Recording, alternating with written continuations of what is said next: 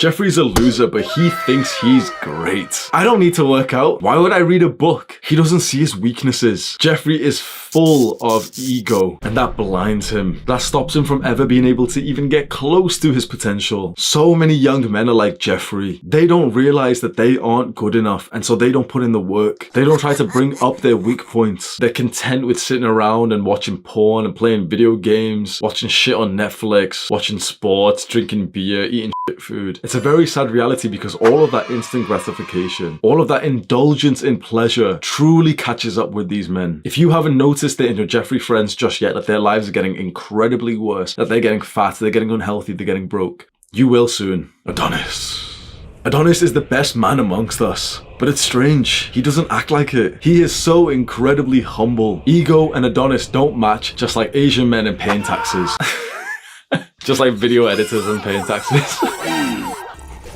Adonis has accomplished a lot, and we're all so proud of him, but he tells you that he's just getting started, and that is so inspiring to hear. Here is a man that we all look up to, and he feels like he still has a long way to go. That keeps him striving, that keeps him hungry, it keeps him determined. As much as I've criticized the red pill and the degenerates that you see on YouTube, the pickup artists and all the alpha males who teach you how to lots of girls, the truth is that the red pill subreddit honestly made my life. I was a bit of a simpleton when I first discovered it, and so I thought it was literally just about picking up girls, and so that's the only advice that I followed. But year by year, these older guys who used to write posts on there, and the red pill's always been seen as like this misogynistic, you know, they hate women. I've never really seen that perception of it. The most of the posts that I saw there were from older guys saying, don't get lazy, don't get fat, keep lifting weights, eat good food, improve your health, make businesses, make money, get location independence, speak to women in a way that they'll respect you. Don't let women walk all over you. That to me is some very good advice. And that advice truly changed my life. I discovered the red pill when I was about 17 and I was obsessed with trying to get girls. And these guys just put it into me. Lift weights and improve yourself. Lift weights and improve yourself. And I did just that. I improved myself. I became more productive. I started weightlifting. I started speaking to more girls. I made more friends. I became way more confident. Up until around my second year of university. So I lost my virginity at age 19, and about age 20, in just the span of 1 year, I slept with around 20 girls. Because of that, I felt like I was too good for the red pill. I was like, oh, I don't need these like losers' advice anymore. I'm the f***ing legend. I'm the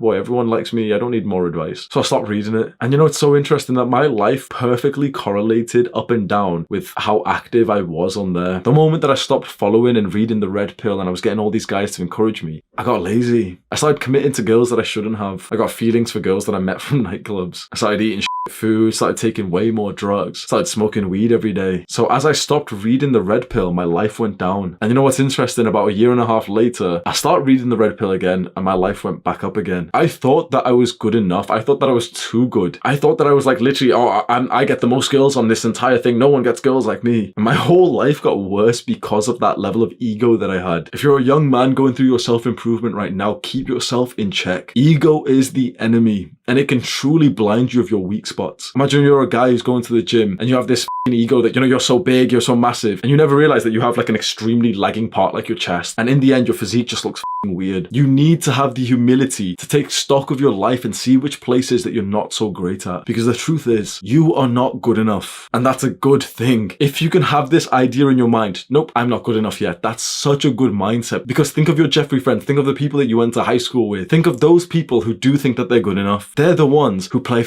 video games. They're the ones who go and like watch the footy and drink some pints. They're the ones who around with their lives because it doesn't even come into their mind that they need to improve. You must be able to admit your mistakes. You must be able to see your shortfalls. That's how we grow. So where are you in life right now? Do you have a feeling that you're good enough? Do you have a feeling that you're great? That you can slack off on self-improvement? That you've made so much progress so you can just chill now? Be totally honest, and sometimes you already have like a predetermined belief about yourself that you don't even want to acknowledge, and so you have to acknowledge it because you can make some good progress in life and then start playing video games or eating some junk food and act like it's okay, and in your mind you truly feel like it's okay. So many guys who get into fitness and weightlifting do this. They'll eat clean, they'll train hard, they'll build a nice body, and then they'll slack off because, you know, I've already built the body, I can eat all this junk food because it won't make a difference. Bullshit.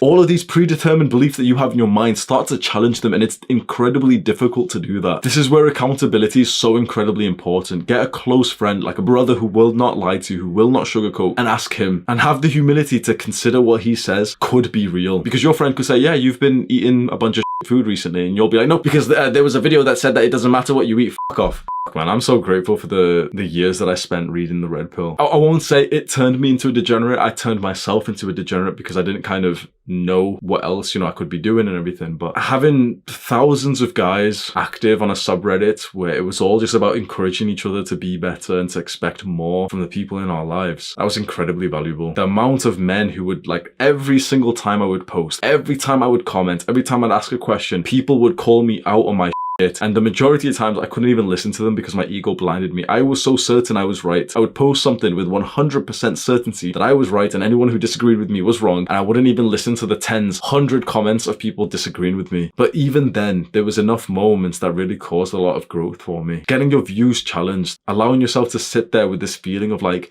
I'm not that great right now, is so important. Ask yourself this question: what would a man who's more humble than you think of you right now? What would a person who doesn't like you criticize about you? Ask yourself those questions with total honesty. Scroll down right now and click on the share button underneath this video. Send the link over to a Jeffrey friend who needs it. Do the hard work, especially when you don't feel like it.